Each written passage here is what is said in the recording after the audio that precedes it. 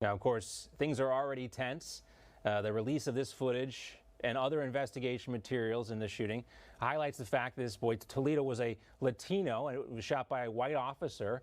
And again, this is a tense time for everybody with the trial of Derek Chauvin about to be in the hands of the jury and the recent death of George Floyd and also the police shooting of Dante Wright in the suburbs of Minneapolis. We've learned a lot about that as well. Let's talk about this and welcome in Stacy Washington, host of Stacy on the Right on Sirius XM. She's also the co-chair of Project 21. Back again with us as well, Turning Point USA contributor, lawyer, and Republican strategist Aaron Elmore. Also back with us, New York City Councilman Joe Borelli. Great to see everyone again. And this is just such a tough one. And I never thought I'd say this, but, to some degree, Lori Lightfoot is right about how we have failed. And I think everybody bears a little bit of responsibility in this, how you fail a 13-year-old kid. Stacy? Actually, we have kids, so I feel pretty comfortable in saying that the people who failed this young man are his parents. I don't know what his familial situation is, whether his father is in the home, but I do know that so far this year in Chicago, 864 people have been shot. That's 218 more people than in all of 2020. Over Easter, there were 30 shootings, 7 people killed per Fox News. The next weekend, it was 7 people shot per MSN. And then last weekend, 28 people were shot, 4 fatally, and that's per the Chicago Sun-Times. So I wonder if Lori Lightfoot feels that all of those people who were shot last year in Chicago, that the city failed them.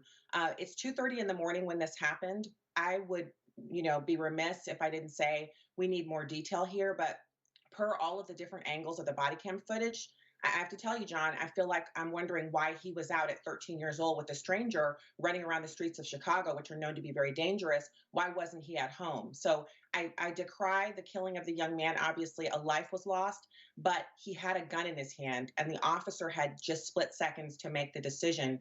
I think we need to look at this dispassionately, without the emotion, and really ascertain who's at fault here, and it's not the people of Chicago. No, that's not what I'm trying to say. I mean, I do think the leadership of Chicago bears some responsibility. I feel like, as someone who has a 2-hour show, I mean, I could spend 2 hours every single day, 5 days a week, talking about the problems of Chicago, and then you see this situation happen, Joe. But at the same time, we also, to Stacy's point, learned that apparently this 13-year-old went by little homicide on the streets. This is according to Twitter.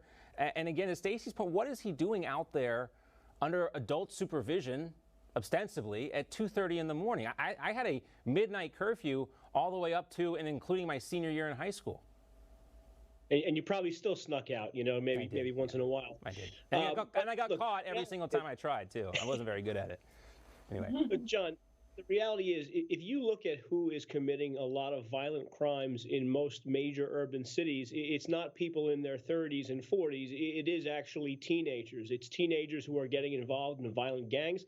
It's teenagers who lack the maturity of even criminals who are older, who think they're living a blaze of glory lifestyle by being a shooter.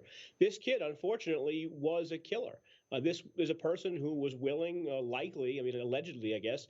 He was certainly carrying a gun, but he was allegedly part of this shooting incident that happened earlier. So, it's not the police officer's fault to determine how old the perpetrator is when someone's running around a residential neighborhood with a gun. It's just not possible for police officers to do. And so the mere fact that this person's age, which seems to be the focal point of a lot of the criticism, is not something any police officer in their right mind can discern right off the bat.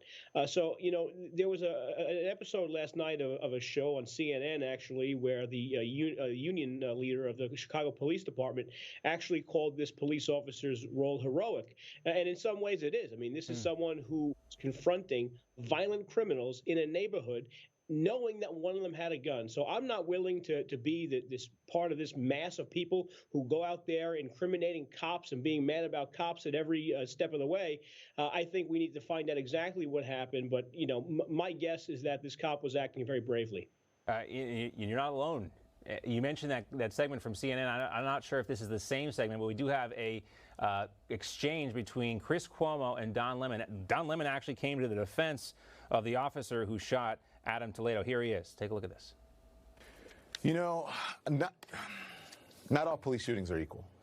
Nope. And it's really tough when you look at that video. If I'm a police officer out there, if I'm anyone out there, and there's been a shooting and someone is running, and you see that there's regardless of a 13-year-old's life gone, tragic.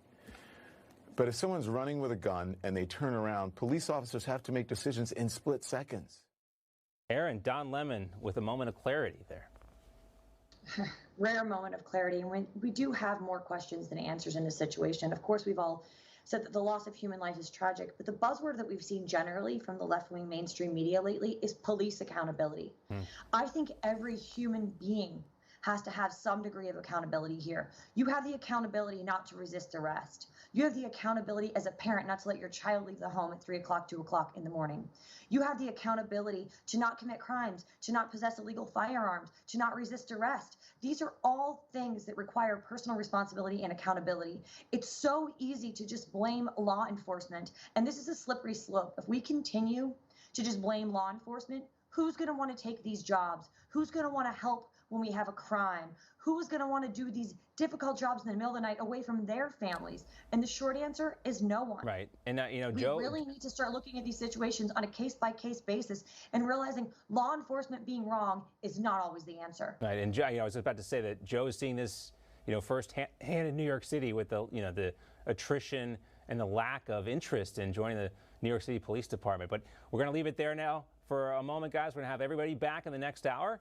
We're going to do a little meme team action coming up.